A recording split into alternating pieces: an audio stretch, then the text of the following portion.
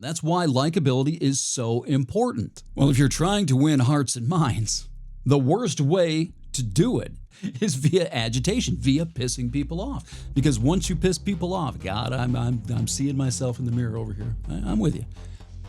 But once you piss these people off, you've given them permission to just dismiss everything you say and everything you believe. They're going to pick apart every inconsistency, every hypocritical detail you have in your worldview. And believe me, we've all got them. We've all got these disconnects. Every single one of us. Well, that's what happens when you use agitation as a political weapon, as a social weapon. You basically widen the gap. One of the biggest mistakes that I ever made, and I found this popped up in my Facebook memories yesterday, 2012, 2011, I mean way back there. But I quickly figured out that I wasn't convincing anybody of anything in these political discussions. And I just figured, you know what? Maybe the one thing to do is to just shame people. Aggressive shame tactics on these people who I find so distasteful. Politically, ideologically distasteful, religiously distasteful back in the day. Got by that. I ran with that for a long time because it feels good. It's a sense of superiority. I'm smarter than you. I thought that maybe if I shamed these people hard enough, it's a blast from the past. In the quiet recesses of their own homes, I don't like feeling ashamed like that. Maybe I should reconsider my opinion. That was the stupidest thing probably I've ever come up with. It didn't work. Of course it didn't work. It just turned into flame wars. That's it. He had his audience. You're doing this in front of people when you're doing... I don't know if we're doing this anymore. I personally don't see it on Facebook anymore. 5-10 years ago, this was almost a lot of what was going on throughout the platform, exclusively on that platform.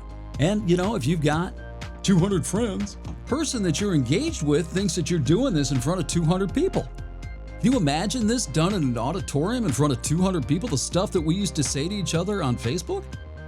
In front of 200 actual people? Well, of course you're going to get that kind of response. Of course you're going to get defensive reactions, hatred, because you've humiliated these people publicly. And now, somehow, I expect them to come around? Now, it took a long time for me to figure this out. And I've talked on the podcast before, I've still got that reflex, that twitch. It's still there. But it took a long time. I started to read about agitation propaganda. Agitation propaganda is a big deal. As I keep saying, it's the agitation of insurgency, of revolution, of destabilization. You get people to hate each other or hate something, the government, whatever it is. Stalin, I think it was Lenin, had a policy of agitation. He sent his people out into the countryside to agitate. I know you've heard that word before.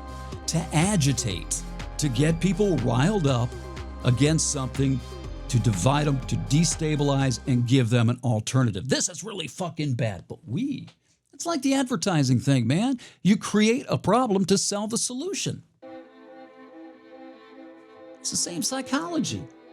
Castro and Che, they had to get the peasantry behind them, right? In Cuba, how do they do that? They agitated. Well, agitation propaganda is a method. It's how you destabilize a country, a population, a group. I started seeing this. I started reading the stuff. And I was like, wow. Boy, that sounds familiar. I think it back. Wow. 2014, it's about the time that they were talking about the beginning of the Russian influence on the 2016 election back then. I'm not saying that Trump got Russia's help. I'm not even talking about any of that. But there was a podcast back there, one of the very first ones is one of the from 2014 that's in the first 5 that I released. There was something going on with social media that started in 2014. External agitation propaganda found its way to social media and began spreading around. Different people, disconnected people who were saying the same exact, literally verbatim. They were getting it from somewhere is how I was saying it. The realization, the epiphany that I had in 2014. Now, I had no idea. This was long before Trump and long before the Russian disinformation campaign. But that is external agitation propaganda. You release it like a virus, and then the population takes over. It really is like a virus. It reaches this person, They cough it on somebody else, and it spreads and spreads and spreads. Agitation propaganda is a real thing. It's a technique. It is a method. We use it. This country uses it elsewhere. The CIA maybe dropped agitation propaganda on Guatemala before the United Fruit coup back in the 50s. Jacobo Arbenz, remember him? Never heard about him? No, let me tell you about United Fruit sometimes, my friend. Little leaflets out of planes before the CIA overthrew Jacobo Arbenz. We do it. Everybody does it. What's new, what's different is the technology, the means of distribution. We don't have to take a plane and fly it over your house and drop a leaflet. We don't have to, produce hundreds and thousands of posters to hang on city streets. What we have to do is create a meme. Modern day contemporary propaganda posters. That's exactly what a political meme is. It's a propaganda poster digitized for the cell phone. It's a method. It's a psychological method. It's tried, it's true, it's effective, and it's dangerous because what it exploits is the most, I've said this so many times, I can't say it enough. What it exploits is the most powerful of human emotions. No, not love, hatred. Any kind of hatred. You don't think the BLM movement is indulging in that? That's agitation propaganda. And it dawned on me. I don't know. I think I got an inkling of it probably before 2019. But that's when I really started the Elul material. Like, wow. Started to read this and I'm like, yep, I've been doing that. Been doing that. And then I started to see how, if I'm doing it, well, millions and millions and millions of us have turned ourselves into Manchurian propagandists when it comes to Agitprop. Not only the propagandists, but pieces of agitation ourselves. My face to a lot of people that I had these flame wars with back 10 years ago. My face, my profile picture on my Facebook account, it was probably a piece of agitation material. Just seeing me based on what I've said, what I've done, the stuff we said to ourselves. It wasn't just me. A lot of it was coming back at me as well. It was all performative. That's another thing that's a little bit different, I think, from traditional agitation propaganda is the performative aspect of this now. It's like it's being done in the Coliseum or on stage in front of all your friends.